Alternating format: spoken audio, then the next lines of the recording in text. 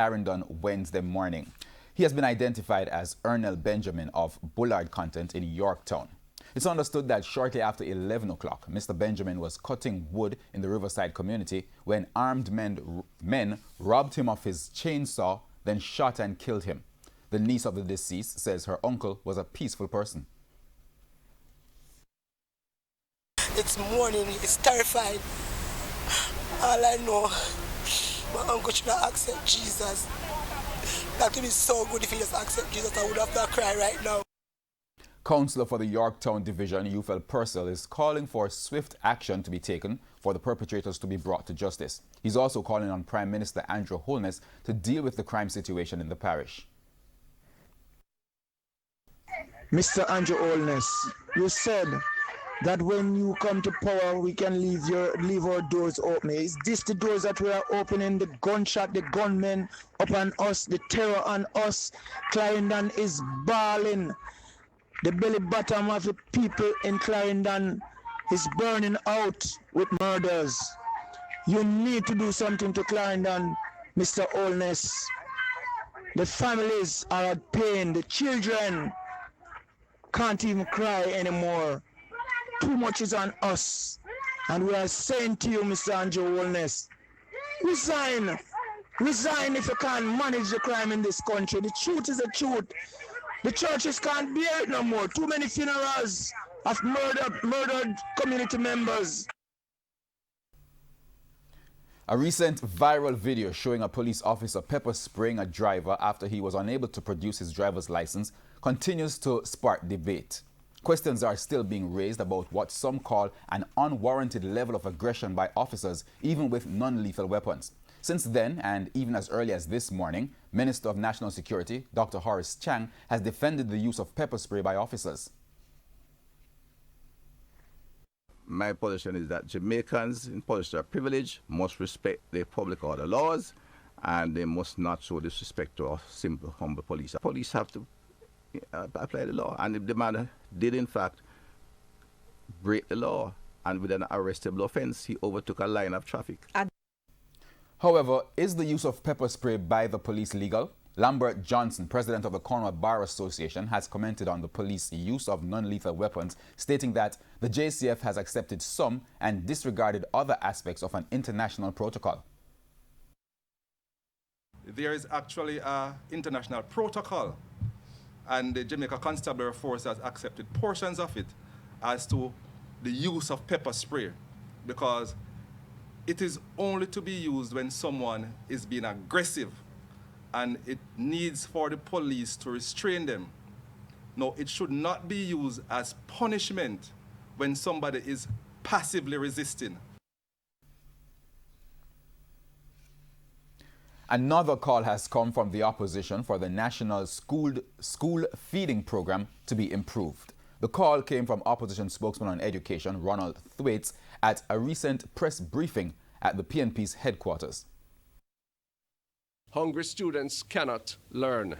Presently, $120 a day is provided to most early childhood up to grade 3 institutions for school feeding, and $150 from grade 4 to grade 13.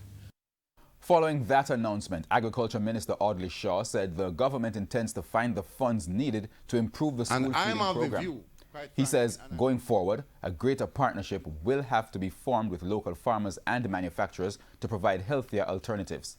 Stated publicly that in our school feeding program, even if the government has to find additional sums to subsidize and support the local industry that has better nutritious food for our children, that will create wealth among our farmers, at the end of the day, we are building prosperity in our own country.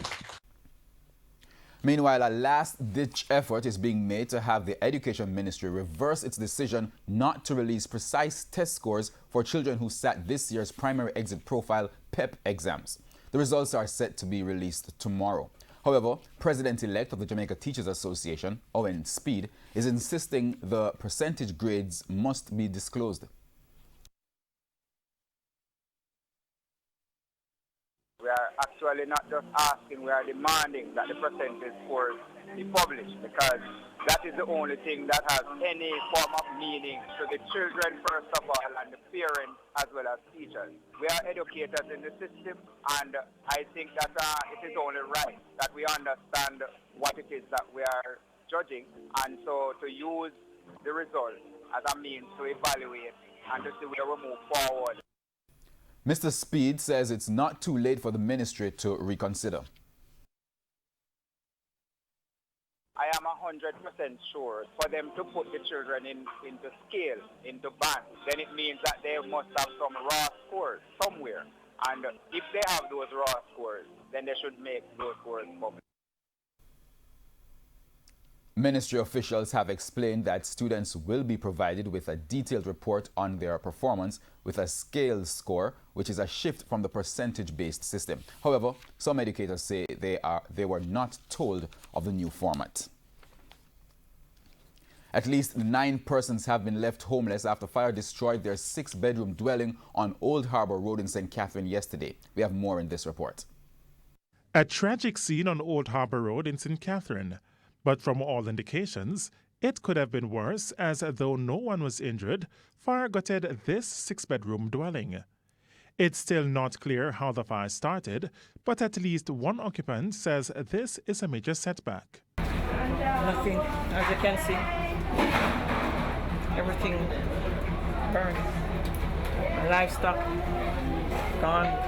What kind of livestock? What, chicken? Chickens, yes. My mom raised chicken at the back. Assistant Superintendent Patrick Callum from the Spanish Town Fire Station says all effort was made to save the dwelling. When they came on the scene, they saw a 6-bedroom dwelling house fully engulfed in flames. They quickly requested help from Spanish Town, in which we dispatched the number 82 water tender. Certainly, they used 2 medium jets quickly came into operation and attacked the fire. And so certainly the house was constructed of board and concrete. It was totally destroyed.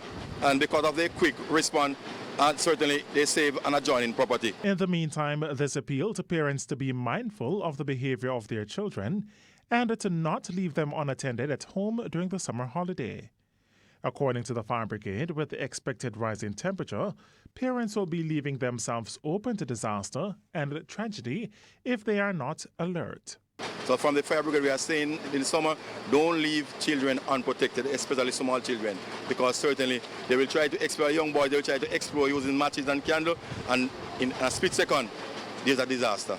O'Shane Masters, TVJ News. We go now to news in sports. Topping their group at the CONCACAF Gold Cup is the first priority of the Reggae Boys as they look forward to their second game on Friday in the United States. Despite conceding 2 goals against Honduras in their Gold Cup match on Monday, defender Damian Lowe says he's not worried about not keeping a clean sheet. According to Lowe, no one is perfect and it's just a matter of analysing what took place and moving forward. It's a tournament and things can get chippy. We conceded, but we survived, and that's the thing, survive and advance, you know. It's a tournament. We have to just look forward and move forward. No one is perfect. We just have to go back to the drawing board. We conceded 2 goals, so we're going to rewatch the videos, analyse, have a discussion, and then we go from there. The coach make the decision and the players decide, you know, where we can go. But I don't think it's any major tweaks. Maybe minor lapses that can be better, even from me, the whole back four or the whole team. You know, plays can be different, a pass can be different, and then the whole scenario changes. So I'm not worried. Lowe was also on the score sheet as he netted Jamaica's 3rd goal, and he says it came in front of his biggest supporter. A special moment for me, especially with my dad in the stands, you know, and a lot of my family members. The home crowd was fantastic today. We appreciate the love and the support from them, and I hope we won their hearts. But none could be more emotional than Leon Bailey, who was making his national debut. Bailey says he even had teary eyes just playing in front of the Jamaican people. I can admit I was very emotional at the beginning of the game. It was a feeling I've never had in my whole time of playing professional football. It was very special because I got to actually experience playing in front of my family, my friends, and the nation. It was the Bayer Leverkusen Stars' first full game since coming back from injury. After being injured for so long, you're in your head mentally, you feel like you're good, but you also have this slight thought that you don't want to get injured again. And you're not 100% fit and stuff like that. So it all comes together. And with the inclusion of Leon Bailey, Brian Brown, and a starting role for Diva Orgill, regular striker Darren Mattox had to watch the action from the bench. We have a 23-man squad and we can call upon anybody, but at the moment we have to pick a team that's going to go out there and do what we want them to do. So again, I wouldn't say we rule out Mattox, but again, Mattox time will come. If you look on Shamar Nicholson, what he is doing, he's contributing a lot to the game. So Mattox will get his turn.